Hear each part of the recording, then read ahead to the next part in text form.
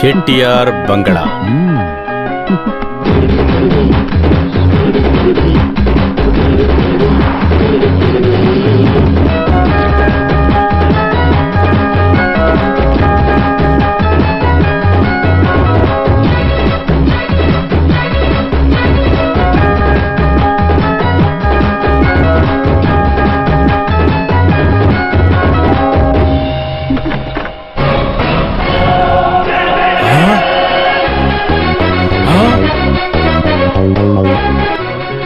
నేను circle inspector Garuda. అది ప్రజల ఆశగా పిలుచుకునేది. నా పేరు మాధవ. మీరు అలాగే నేను గుంటూరు జిల్లా వీరరాఘవ హనుమంతునాయుడు. ఎవరు? వీరరాఘవ హనుమంతునాయుడు. ఈ వయసులో పేరుకి ఇంత అలంకారం కావాలా? నేను చెట్టియారనే పిలుస్తా. సరే, ఎందుకు ఇక్కడే ఉన్నారు? లోపల రండి. రండి రండి రండి సార్. సూపర్ గా ఉందే. రండి రండి, వచ్చి కూర్చోండి. ఏదో చుట్టాలా వస్తున్నారండి. అవును అక్క, మంచి అక్క. ఆవిడ నా భార్య. నిజంగానా? సత్యంగానయ్యా. అప్పుడు చెట్టియారి గారికి సొంతంగా వైఫ్ ఉందా? అక్క, మా ముగ్గురికి టీ. వద్దు, మేము అయితే ఒకటే. ఓసియా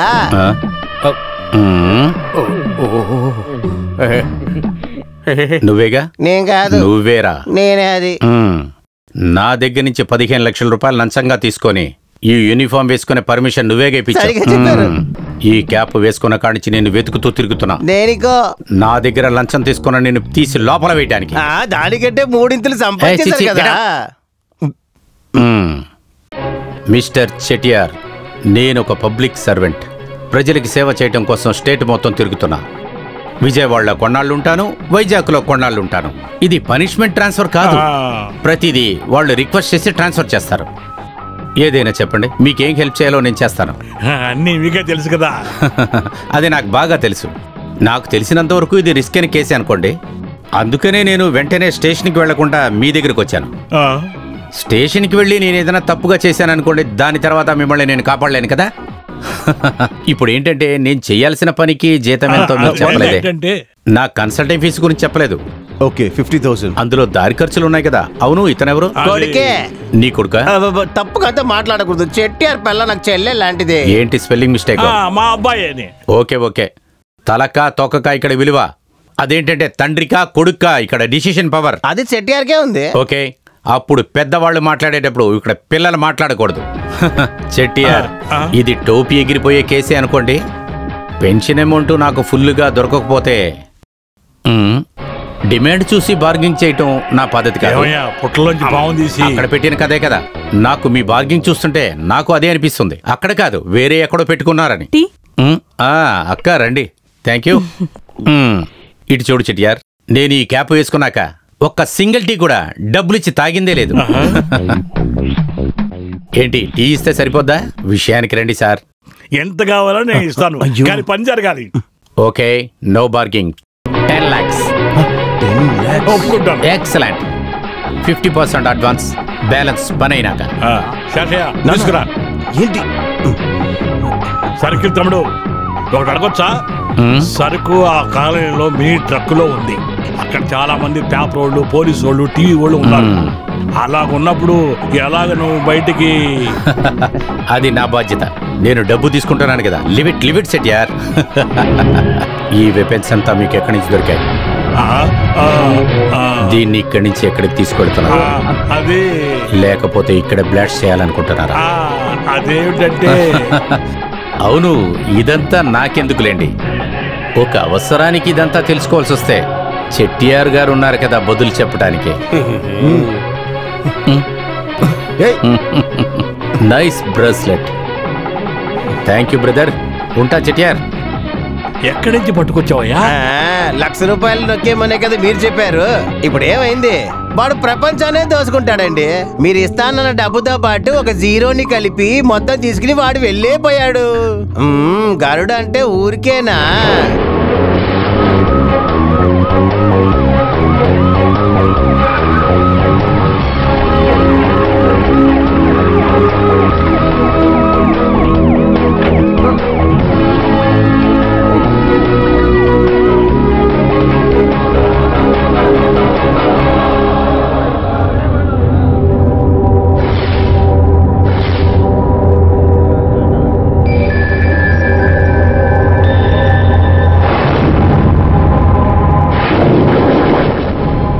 పోయినసారి మీరు నడుచుకున్నట్లు మళ్ళీ అలా చేయబోతున్నారా? వీడు చేసిన తప్పులని ఒప్పుకున్నాడు. కూర్చొని మాట్లాడుకుంటే మా ఉద్దేశం. మర్యాదపూర్వకమైన కమిషనర్ గారు, మీ అందరు సమస్యలు తీర్చడం కోసమే ఆయన ఇక్కడికి వచ్చింది. దయచేసి ప్రశాంతంగా ఉండండి ప్లీజ్. గేట్ తెరు. గేట్ తెరవండి.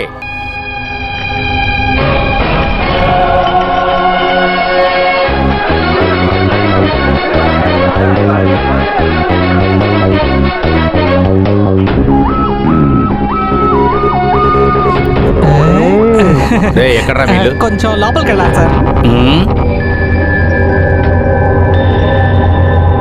సార్ మీరు బండిలో ఉండండి, నేను క్లియర్ చేసి వస్తాను. Make it fast sir.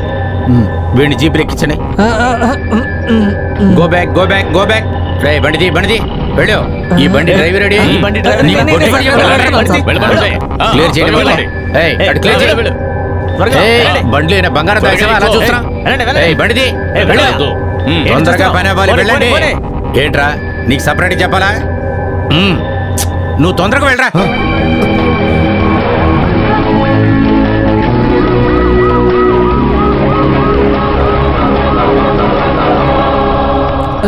అదరా ఎక్కడుందో చూపించో. సార్ ఇక్కడే సార్. కమాన్ సర్చ్. Okay sir. అలాగే సార్. అక్కడ చూడండి. ఇది తీయండి. ఇక్కడ ఏం లేదు సార్. ఇటు చూస్తే ఇక్కడ ఉన్న సామాన్లన్నీ కనిపించట్లేదు. ఎవరు తీసుకెళ్ళాడో తెలియట్లేదే. అక్కడ చూడు. ఏమైంది? ఇక్కడ ఏం దొరకలేదు సార్.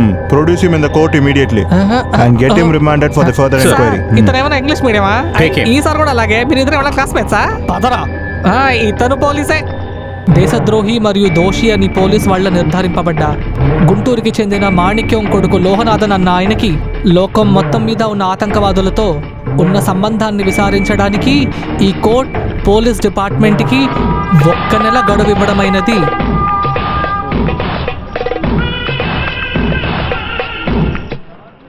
ఓ న్యాయస్థానమా? వారం రోజుల్లో నేను ఎంత ఫేమస్ అయ్యానో నాకే తెలీదు. ఒకే ఒక తప్పు మాత్రమే చేశాను. కొంచెం సారా తాగాను, అది కూడా రాగా తాగాను. అయినాను యేసువే, నువ్వు నాకు వైన్కి బదులుగా ఇచ్చింది సిలువనే. పోలీస్ బాబులు వచ్చి తీసుకెళ్ళండి అయ్యా.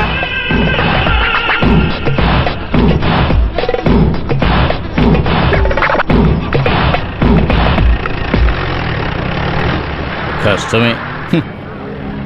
నేరాలన్నీ కూడా ఒక అమాయకుడి మీద పెట్టారు. మీరు చాలా మంది నేరస్తుల్ని తప్పించారు కదూ. ఇలా చూడు, నేను కూడా నీలాగే ప్రవర్తించి ఉంటే ఈ సస్పెన్షన్కి బదులుగా ప్రమోషన్ వచ్చి ఉండేది. ఇన్స్పెక్టర్ మాధవన్, నీతి న్యాయాలను కాపాడవలసిన మీరే ఈ కాకి బట్టలు వేసుకుని ఎలా ఇదంతా చేస్తున్నారు? సస్పెన్షన్ లో ఉన్న ఒక పోలీసు ఫీలింగ్స్ ని కూడా మీరు పట్టించుకోకండి. ఒకవేళ నాకు ఈ ఉద్యోగం పోయినా కూడా మా నాన్నగారు సంపాదించిన పొలం ఉంది, అక్కడ ప్రశాంతంగా వ్యవసాయం చేసుకుంటాను. ఇదంతా మీలాంటి వాళ్లకు అర్థం కాదు. వస్తాను రాఘవన్న. సరే సార్.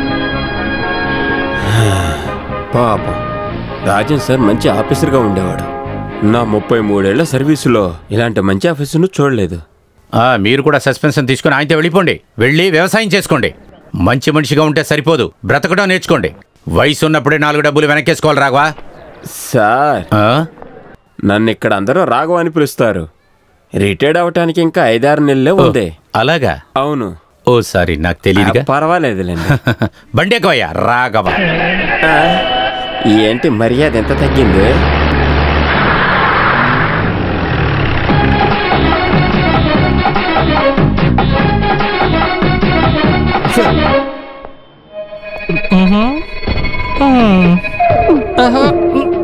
ఎవరా నువ్వు? కుమారస్వామి. తెరు. సార్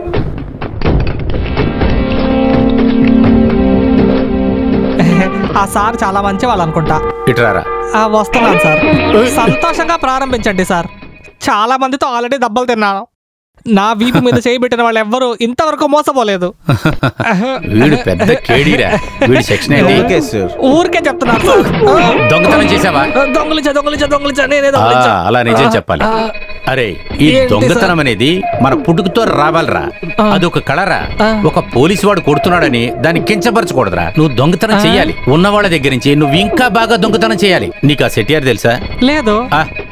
అదేరా మార్కెట్ లో హోల్సేల్ వ్యాపారం చేస్తాడే. ఆ మూతి ఇలా ఉంటుంది తెలుసు సార్.